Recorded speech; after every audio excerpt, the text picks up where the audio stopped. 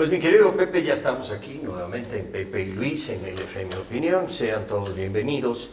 Y fíjate, Pepe, que hemos tenido muchos comentarios del auditorio, mismos que agradecemos y solicitamos no nos abandonen, síganos mandando sus comentarios, sus observaciones, sus críticas, que nos son de mucha utilidad.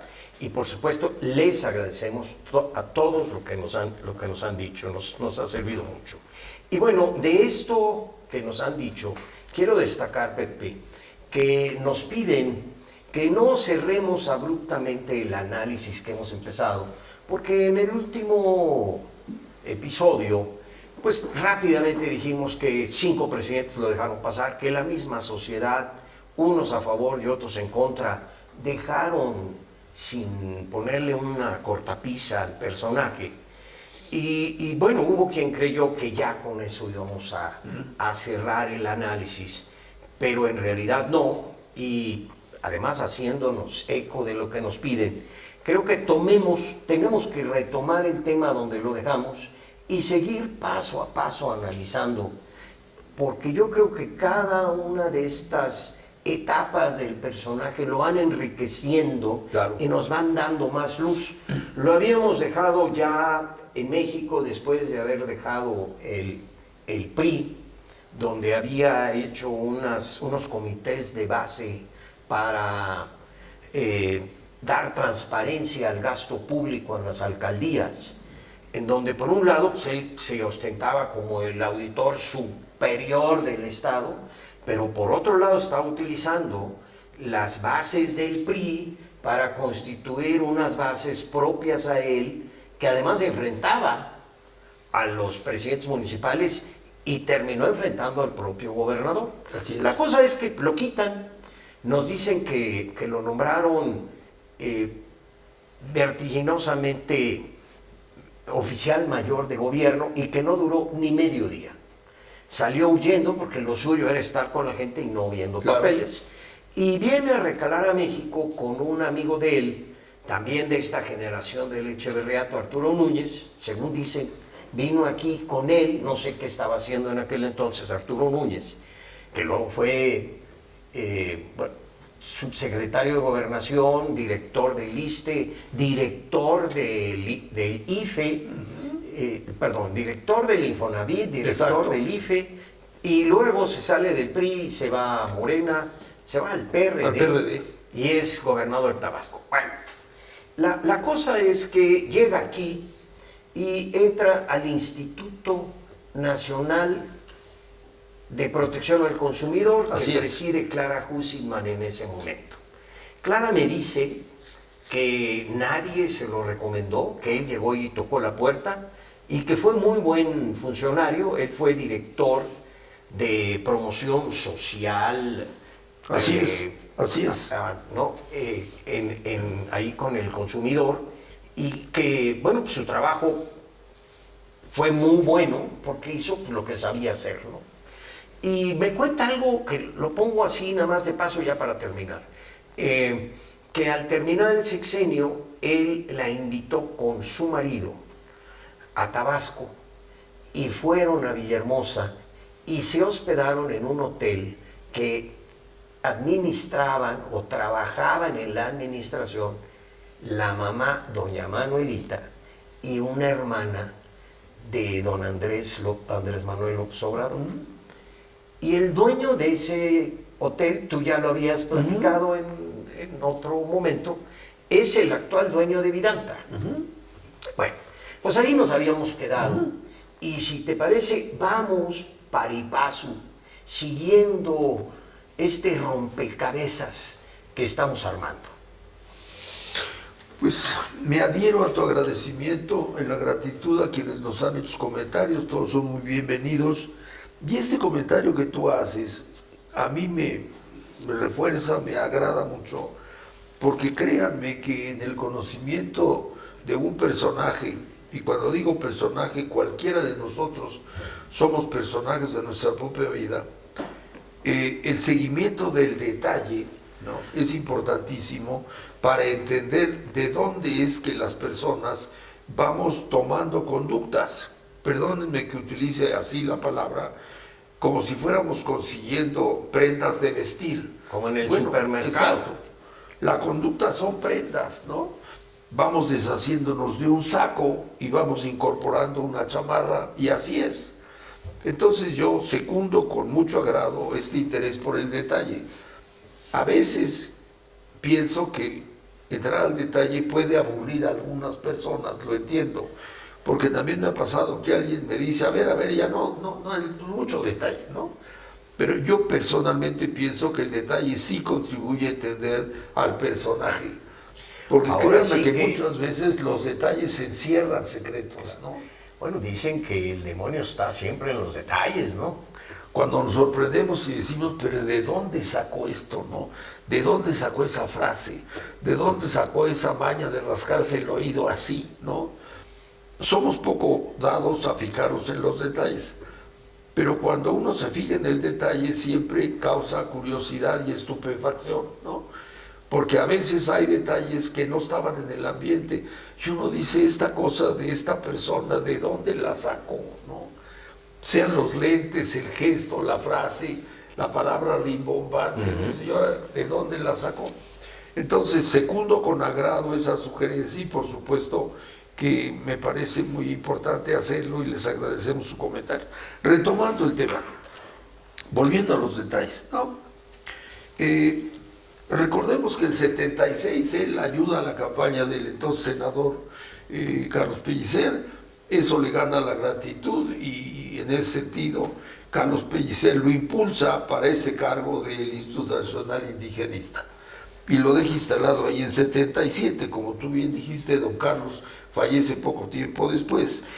Permíteme hacer un alto aquí. Sí. Estaba en el Instituto Nacional Indigenista y algún amigo suyo algún día le preguntó, oye, Andrés Manuel, ¿por qué eres tan famoso aquí en el ámbito indigenista? Sí. Bueno, pues es que yo estuve en el instituto. Bueno, ¿y qué hacías? Bueno, pues en aquel entonces yo traía un maletín lleno de dinero. Así es.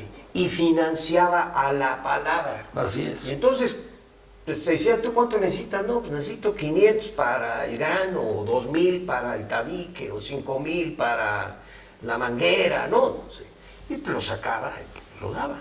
Y entonces, bueno, allí vemos que se junta su fase religiosa con el ámbito político. Claro. Sí, no nada más vengo a salvarlo, sino que ya sé que a través de repartir dinero, de repartir beneficios, me granjeo la simpatía y el cariño de la gente. Claro. Yo creo que también era un detalle importante, ¿no? De lo que aprendió cuando anduvo en el Instituto Indigenista. Claro. Ya en su momento haremos una recapitulación, pero me parece muy importante el elemento. No solamente sabe que eso ocurre, sino le toca actuarlo, tiene la experiencia, ¿no? De ser no solamente un contador de historias, sino un dador de milagros, imagínate, ¿no?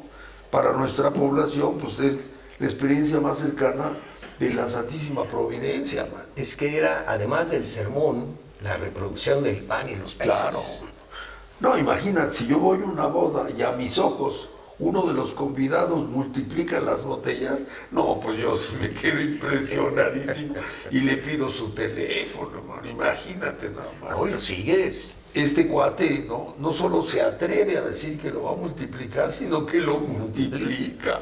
No, pues la admiración es enorme, ¿no? Bueno, entonces, ahí lo deja instalado en 76, se queda como el delegado estatal del INE. Hay un detalle interesante, y es que durante ese sexenio que va traje mis notas para que no nos perdamos en el detalle, ¿no? Justo durante el sexenio 76-82, cuando el gobernador es Rovirosa Guadé, ¿no? Este dato es importante, es cuando Tabasco despega como el primer proveedor de petróleo, ¿no? Es el arribo de la bonanza a Tabasco, ¿no? Este es un elemento importantísimo, ¿no? En ese momento Tabasco se convierte en noticia nacional, en proveedor de milagros, y hay un gobierno rico, no solamente estatal, sino nacional, fundamentalmente nacional. De ahí a 80 hay un elemento adicional. En 1980 es cuando se casa con Rocío Beltrán, ¿no? Si ella viviera aún, pues estarían cumpliendo 44 años de casados, ¿no? Es un dato no menor. Y así entramos entonces a esto que ya mencionaste rápidamente, cómo colabora activamente en la campaña del gobernador González Pedrero, quien había sido antes, ¿no?, director de la Facultad de Ciencias Políticas y Sociales. Recordemos que él está en la facultad desde 1972. Ahora, en reciprocidad al apoyo que el gobernador recibe, es que lo hace presidente del PRI. Muy prontamente él es motivo de esos conflictos que ya tú mencionaste, se convierte en un problema, en una preocupación, pero también hay una gratitud del gobernador. Entonces ahora sí que, ¿no?, juguetito nuevo, ¿dónde te pondré? Juguetito viejo, ¿dónde te tiraré? ¿No? Entonces, pues lo quita de la presidencia del PRI, como tú bien dices, lo ubica en la oficialía mayor, en donde no se halla. Pues claro que no se halla, no tiene el perfil de ser un oficinista, ¿no? La atención al detalle, el papeleo, la tarea burocrática no es lo suyo. Y por si hubiera alguna duda, pues lo probó, ya de haber durado exactamente como 15 minutos, ¿no? Salió huyendo. Salió huyendo. Y entonces en 1983 eso pasa, en 84 llega al Instituto Nacional del Consumidor, y entonces estamos a la mitad del sexenio de González Pedrero. Ahí hay un elemento importantísimo, ¿no?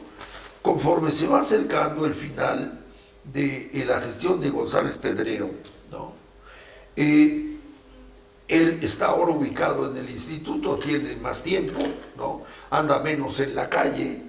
No es extraño que publique su primer libro, ¿no?, que él tiene muchos libros publicados. Bueno, yo creo que es un personaje que ha escrito más libros de los que ha leído, pero bueno. Así es, que no deja de ser un vicio interesante, ¿no?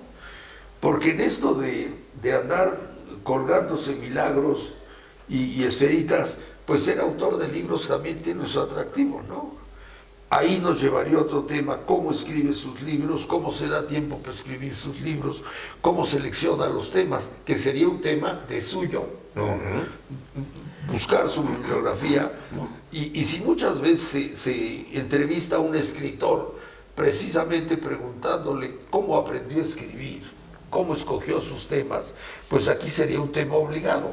Pero digamos, para los efectos prácticos nos apartaría, ¿no? Pero ahí hay una venta también interesante. En 1987, ¿no?, digamos que una beta, pero de alguna manera asociada a sus otras betas, porque claro, sería como el evangelio escrito. Claro, ¿no? Claro, ¿no? Pero es un elemento, digamos, en términos de avalorios, ¿no?, como joyas que uno se cuelga, pues no deja de ser otro atributo, ¿no? Aparte de ser atrevido, platicador, impulsivo, cuentero, habilidoso para el manejo de la gente, escribe libros. No es común, ¿no? Digamos, el escritor puede ser un hombre palabrero, pero se tiene que sentar a escribir. De otra manera no podría escribir libros. Se anda en la calle, ¿a qué hora se escribe? Bueno, pues el señor no solamente habla, ¿no?, sino que escribe. ¿No? Y anda en la calle. Imagínate, ¿no? Pues son muy atractivos. Pero hay un elemento interesante: en 87, ¿no?, pues finalmente se recibe, ¿no?, después de 15 años de estar inscrito en la UNAM. Y ahí viene un hecho que me parece interesante, porque antes de que González Pedrero termine su periodo de gestión, es llamado por el PRI nacional, concretamente por el candidato Carlos Salinas de Gortari, para que se haga cargo del IEPES, ¿no? González Pedrero. González Pedrero. Sí. Entonces, ese elemento lo dejo ahí colgando, ¿no?, porque él pudo haberse venido con González Pedrero siendo de su cercanía y confianza. Y en ese año 87 nace también su segundo hijo. Él está teniendo entre 34 y 35 años, ¿no? Y entonces viene la sucesión por un gobernador interino, está terminando el periodo y por tanto él busca la candidatura del PRI a la gubernatura. Pareciera lógico, ¿no? digamos, sus cartas credenciales son tabasqueño, orundo, vecino, conocido. He recorrido todo el estado, fui presidente del PRI estatal. Digamos, como hoja de servicios no es mala, ¿no? Y aparte es un individuo joven y ahí busca su primera candidatura. Tiene 34, 35 años, pero no lo obtiene. Recordemos que en ese momento, en la escena nacional, la izquierda, ¿no?, que había logrado el registro merced a la reforma política en la forma de diversos partidos de izquierda, más agrupaciones que no tenían registro, vamos llegando a la elección presidencial de 88. Entonces hay un esfuerzo de unificación buscando una mayor viabilidad para obtener la victoria, y entonces la pregunta es doble, ¿no? ¿Cómo nos unificamos? ¿Y en torno a quién? O sea, la candidatura, ¿no? No quiero entrar en detalles porque hay muchos, pero digamos, había varios precandidatos, destacadamente Berto Castillo, ¿no? Parecía ser una buena carta, y así había otros. Y en ese momento del 87-88 aparece esta escisión del PRI, llamada la Corriente Democrática, y aparece en ese grupo Cuauhtémoc Cárdenas. Entonces, en la escena nacional está, ¿no?, ese esfuerzo de la izquierda por unificarse para llegar unificados a la elección. Pero aquí habría que señalar, por un lado estaba, digamos, la izquierda de todos aquellos viejos grupos de la corriente marxista-leninista que eran reconocidos como el Partido Comunista, como los trotskos, como los maoístas, ¿no?, como los del MAS. Así es. Pero no, que no se llamaban de izquierda. Así es. Pero esa era una corriente. Y por otro lado, dentro del PRI, priistas de cepa, ¿sí?, también se veían de alguna manera desplazados por los tecnócratas. No se les llamaba neoliberales entonces, sino eran los tecnócratas, que se iban apoderando de los espacios políticos. Así es. Y se van juntando en el camino, como que se van llamando. Así es. La izquierda, digamos, y la izquierda priista. Qué bueno que destacas eso, porque, digamos, el pensamiento socialista comunista de origen, que proviene de los años 20 en México, secundado o producido por la Segunda Internacional del Comunismo Soviético, ¿no?, pues era, digamos, para ponerle algún nombre, el socialismo rancio o histórico, ¿no?, de las grandes figuras históricas que, como bien dices, no se llamaban de izquierda, sino eran identificados más bien como los PECUS, ¿no?, los del Partido Comunista. Pero por otro lado estaba esta beta que tú bien mencionas, que si alguna paternidad le podemos achacar, pues este pensamiento socialista del cardenismo, de don Lázaro Cárdenas, ¿no? Ahí hay otra beta. Pero esa otra beta había tenido, digamos, un momento de proliferación con Echeverría. Echeverría había abrazado, ¿no?, esa corriente cardenista, digámoslo así. Y de alguna manera también cooptada buena parte de la otra franja de la izquierda. Así es. Que los atrae de la universidad y del propio movimiento del 68. Así es. Entonces ahí, digamos, se empiezan a juntar dos izquierdas. Vamos a una elección presidencial, se antoja la oportunidad de, si nos unimos tenemos más oportunidad, y la pregunta es quién es el candidato, ¿no? Y empieza a destacar que el mejor candidato a ojos de ellos fuese Cárdenas, ¿no?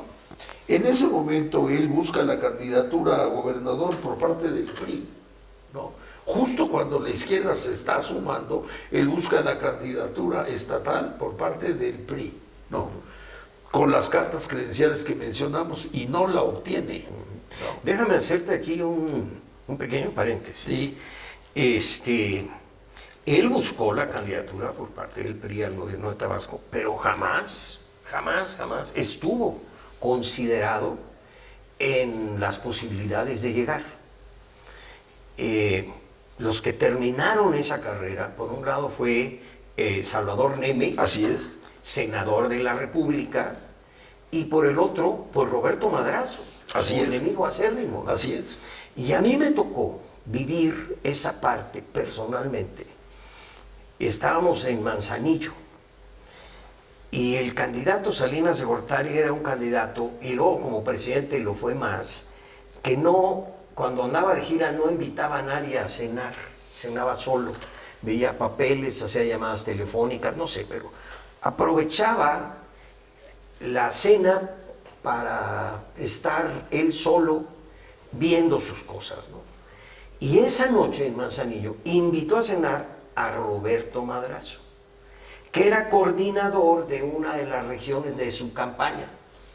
Y estábamos en la región de Roberto Madrazo. Entonces fue un grillerío, ¿no? Oye, y el presidente invitó, el candidato era todavía el candidato invitó a alguien a cenar, y es Roberto. Y mañana volamos a Tabasco. Pues va a ser Roberto, ¿no? Y cuando sale Roberto de cenar, yo lo veo, no porque me haya ido a buscar, sino porque él llega a un lugar donde yo estaba. Y no transmite nada. Era una efigie. Nadie de los que estuvimos ahí pudimos ver si iba a ser o no iba a ser. Pero quedaba muy claro que si Roberto volaba el día siguiente en el avión con el candidato, iba a ser el candidato a la gobernatura. Y resulta que no voló con el candidato. Lo mandaron en otro avión.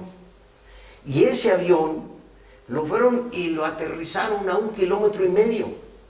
Y el que se bajó del avión con el candidato fue Salvador Neme. Así es. Que nadie lo tenía. Digo, sí estaba considerado como uno de los jugadores, pero no estaba en el tablero que estuviera inclusive en Manzanillo para volar con el candidato. Bueno, pues ahí supimos que no fue Roberto. Desde el momento en que llegó para irse en otro avión, dijimos, este ya se fregó. Pero te puedo decir que en esa ecuación y en ese juego, por lo menos del último momento, nunca estuvo Andrés Manuel en la jugada, jamás. Ahora, es muy hábil porque siempre se vende con que yo siempre fui el bueno y me la quitaron desde entonces. Perdón. No, qué bueno que lo mencionas, porque esto nos permite la digresión, ¿no? Si él busca la candidatura, obviamente es porque cree que la puede obtener. Y seguramente aduce las cartas credenciales que ya mencionamos. Si él lo cree, el no haberlo obtenido es una mala noticia. Mala noticia que debe haberle causado necesariamente alguna frustración. Pero ahora veámoslo al revés, ¿no? El PRI lo ha tenido por presidente estatal, lo ha encumbrado, ¿no? Tendría cierta lógica que él mantuviera esa consistencia, ¿no? Porque después de ser un militante activo lo lleva a la presidencia del PRI, y entonces la pregunta sería, ¿y dónde está? ¿Candidato a diputado? No. ¿Candidato a presidente municipal? No.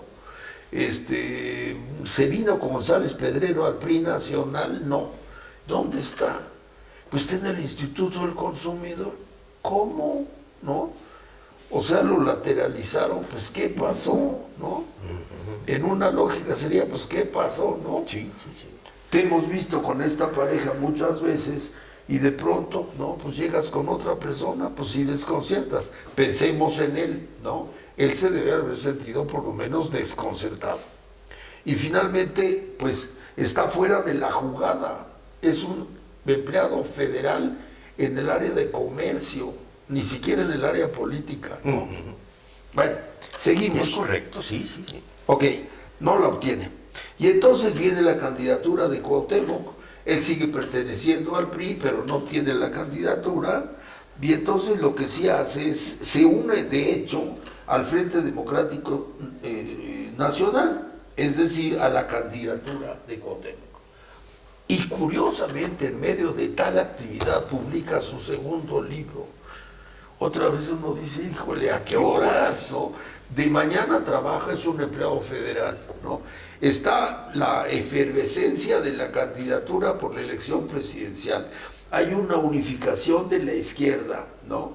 Él está, digamos, lateralizado por el PRI.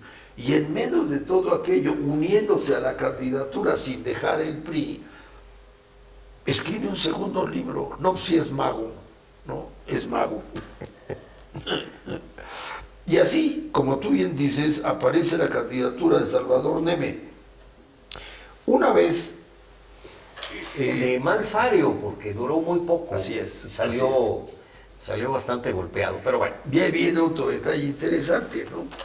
Una vez que se celebra la elección, resulta el escándalo del 88 y luego en el 89 esa izquierda que ha perdido y se siente, digamos, robada en su elección, se unifica y crean el PRD, ¿no?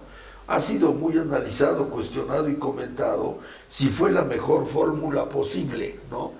Algunos han dicho que debieron haberse mantenido los diversos partidos y pudieran haber siempre estado en torno a una candidatura común sin disolverse. Pero finalmente el camino que tomaron fue unificarse en un solo partido. De ahí la historia de las tribus, ¿no? El PRD fue uno, pero nunca dejó de ser hecho de muchas tribus. Y es entonces que López Obrador ahora sí se desprende del partido y se une al PRD, ¿no? Y el PRD lo nombra presidente estatal del PRD. Entonces ya fue presidente estatal del PRI, ahora es presidente estatal del PRD, ¿no? En tan solo 8 años, en tan solo 5 años, ¿no? Allá hay una mutación. Entonces, pues sí, ¿no? Va para acá, va para allá, sube, baja, va y viene. Y entonces estamos, como tú bien dices, ¿no? En mitad de esta agitación, él es presidente del PRD, suponemos que está haciendo su activismo, pero entonces la pregunta, ¿y entonces qué pasó con el Instituto del Consumidor? O sea, ahora de qué vive, dónde está, ¿no? Porque ya es el presidente del PRD, y entonces ya no está acá, porque el Instituto del Consumidor ya cambió de manos, porque hay un nuevo presidente de la República, ¿no? Entonces ahí se nos pierde, y Sí. entonces, ¿no? Pues ya está en Tabasco, es el presidente del PRD, ¿no? Y publica su tercer libro. Oye, qué cosa, mano, ¿no? 1990, en 88 el segundo, en 90 el tercero. Y entonces en 91, ¿no? Hay las elecciones municipales. Eres el presidente del PRD, ¿no? Y entonces el PRD en Tabasco protesta las elecciones municipales, ¿no? A su decir, ha habido cochupos en las elecciones municipales y él encabeza la movilización del PRD, ¿no? Aquí déjame hacer un apuntamiento. Estamos hablando del 91, ya a nivel federal se había dado la reforma política, Sí. el nuevo COFIPE, la creación del IFE, que es precisamente en octubre del 90, para organizar la elección del 91. Es importante porque ya las fuerzas políticas de alguna manera habían llegado a un cierto consenso, por lo menos en las reglas elementales electorales. Y ya no que se hayan aplicado esas reglas porque es una elección local. Y las legislaciones locales se fueron acoplando al nuevo COFIPE pues poco a poco. Pero por lo menos ya había una nueva civilidad política en el país. Y no obstante, el PRD seguía diciendo que en el 91, en el 92 y en el 93 le robaban las elecciones. Se nos ha acabado el tiempo, mi querido Pepe. Qué corto es, ¿verdad? Si te parece, vamos a dejarlo aquí, claro, para retomarlo. Claro. Exactamente donde lo dejamos. Muy bien. Pero yo creo que le hemos hincado bien el diente. Ahí vamos. Pues muchas gracias, muy amables. Gracias a ustedes. Los esperamos en el próximo programa de Pepe y Luis. Aquí sus amigos Pepe Newman y Luis Farías. Muchas gracias.